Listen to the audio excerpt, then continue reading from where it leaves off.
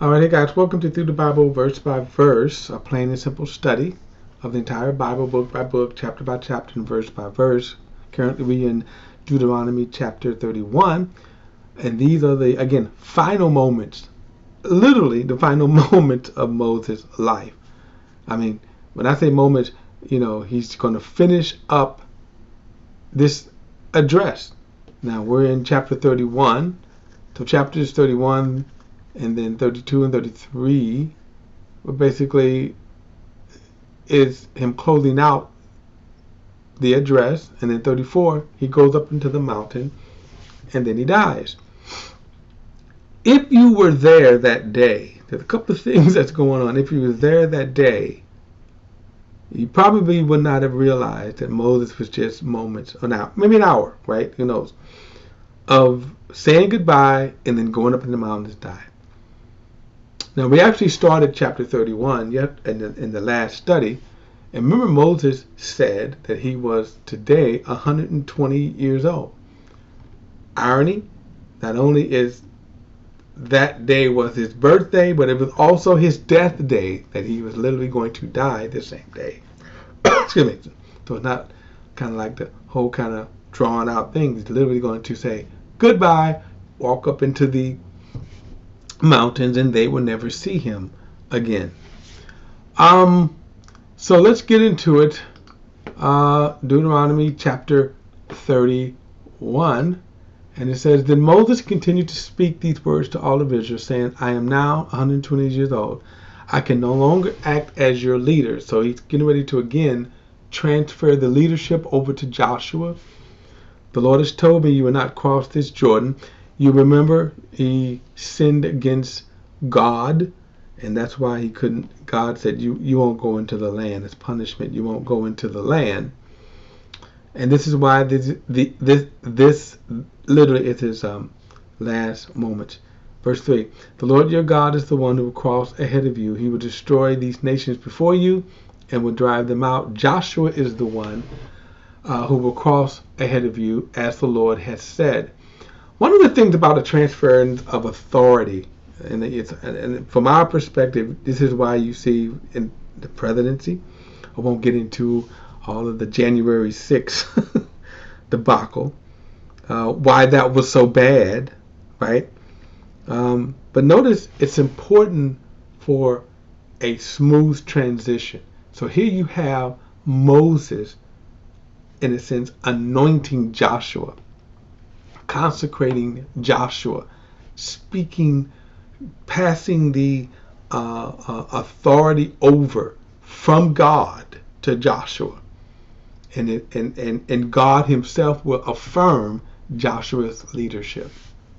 Now, maybe in different churches it's not as grandiose, but I think there always should be this kind of transfer, that you have the leadership saying, this is the new leader. I've known several pastors, friends of mine, who have passed away. And very few of them kind of transferred the power over, as you see like this, publicly. Saying that, look, this is what we feel God's will is. And when they don't do that, it causes great confusion in the congregations. All right. Verse 4. The Lord would deal with them as he did with Sihon and Og, the kings of the Amorites, and their land when he destroyed them. Now, remember, this was just a couple of years ago, and as they were nearing the Jordan River. Verse 5. The Lord will deliver them over to you, and you must do to them exactly as I've commanded you. Be strong and courageous. Don't be terrified or afraid of them, for the Lord is for it is the Lord your God who goes with you. He will not leave you or forsake you. Verse 7. Moses then summoned Joshua and said to him in the sight of all of Israel, Be strong and courageous, for you will go with this people into the land that he swore to give their fathers. You will enable them to take possessions of it. The Lord is the one who will go before you. He will be with you. He will not leave you or forsake you. Do not be afraid or discouraged. Now, whenever God tells you to do that, it's because you are afraid. The people were afraid. Joshua was probably like, man, I'm taking over this vast number of people. He was afraid. We're going to see this again. We're going to see this phrase several times in the next several chapters going into the book of Joshua. Be strong and be very courageous, because the Lord is the one that's with you. Verse 9. Moses wrote down this law and gave it to the priests, the sons of Levi, who carried the ark of the covenants, the Lord's covenants, and to all the elders of Israel. Now, when it says that he wrote down the law, he's probably referring to, again, this particular book of Deuteronomy. This was sort of the short version of it, but held all of the commands in it, but the shortened version. Verse 10, Moses commanded them, at the end of every 7 years, at the appointed time, in the year of debt cancellation, during the festivals of booths, when all of Israel assembles in the presence of the Lord your God, at the place he chooses, you are to read this law before all of Israel. Again, this would be the book of Deuteronomy, more than likely. All right. It says, gather the people, men and women, children and foreigners living within your gates, so that they may listen and learn to fear the Lord your God, and to be careful to follow all the words of this law. Then their children who do not know the law will listen and learn to fear the Lord your God. Will learn to fear the Lord your God as long as you live in the land you are crossing the Jordan to possess. We talked about this before. Constantly reading the Word. A healthy church, as well as Israel, we will see that the generations that did this were the most prosperous, not only financially, not only secularly in their lives, but they were also spiritually. They were strong people. Churches the same way. I think the churches that teach God's word, not the theology, the fads, the theological fads, even though they have great numbers. You can have great numbers, but are the people strong in the word? Are they strong in the Lord? Verse 14, then the Lord said to Moses, the time of your death is now approaching. Kind of sobering, huh? I mean, just think about that. Just think about if, like, right now, you're going to die. Now, sadly, there are doctors that tell us that, right? We had loved ones, I have, that have spoken and said, you know what? This is it. There's nothing more we can do. It's kind of sobering.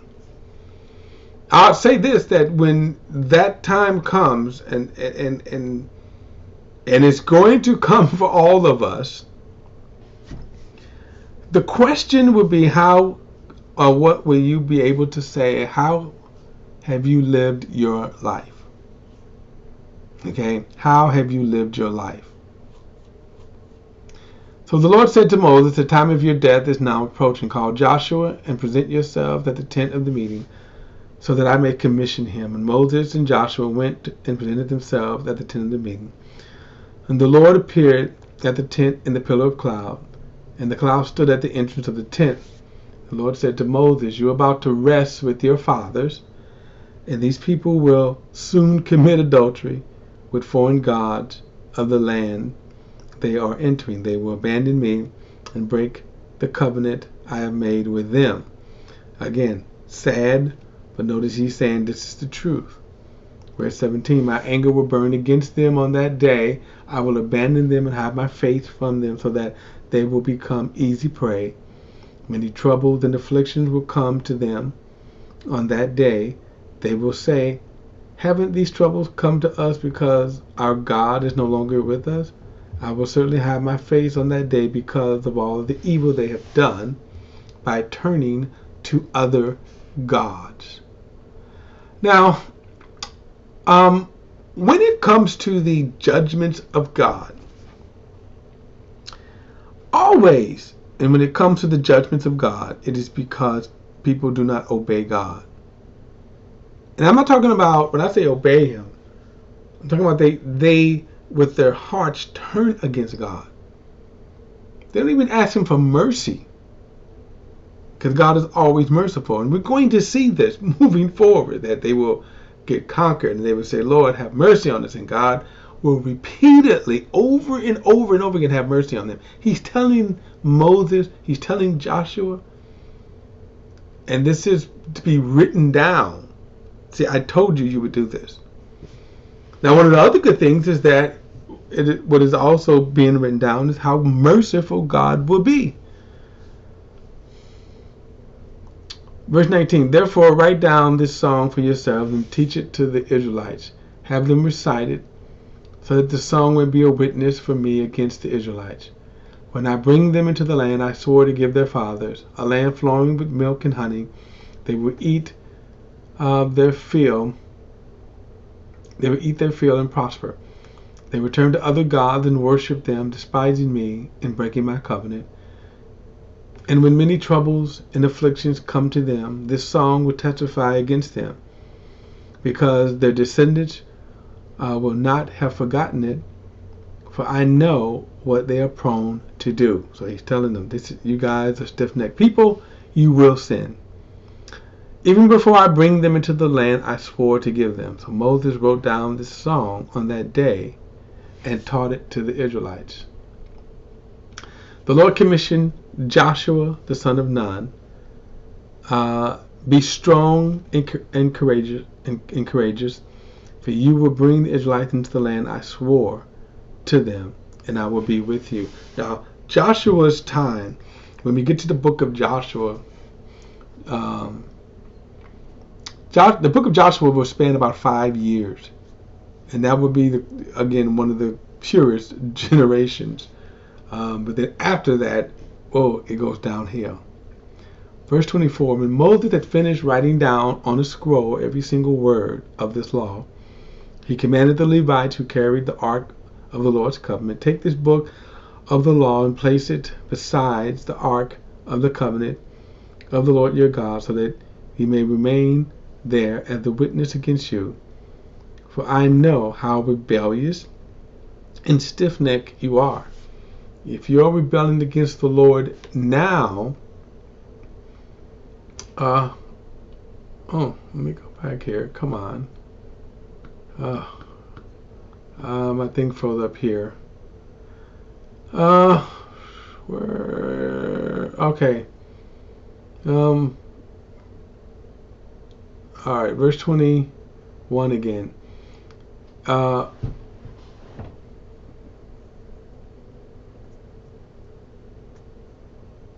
Verse 23 is what I want. Okay, so the Lord commissioned Joshua, son of Nun, be strong and courageous, for I know you will bring Israelites into the land I swore to them, and I will be with you.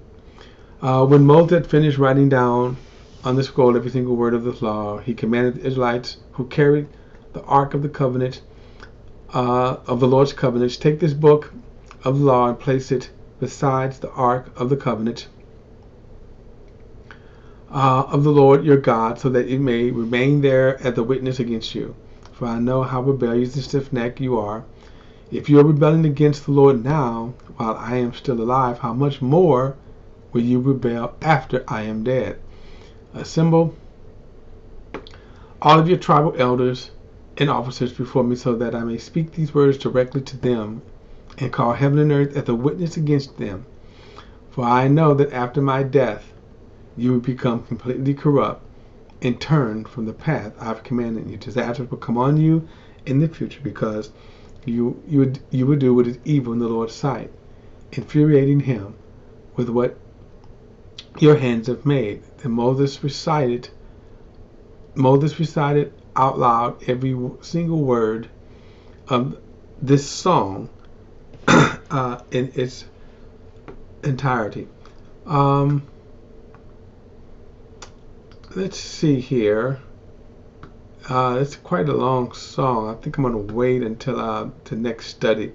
We'll study this, and then I'm going to... we'll study this in the next chapter.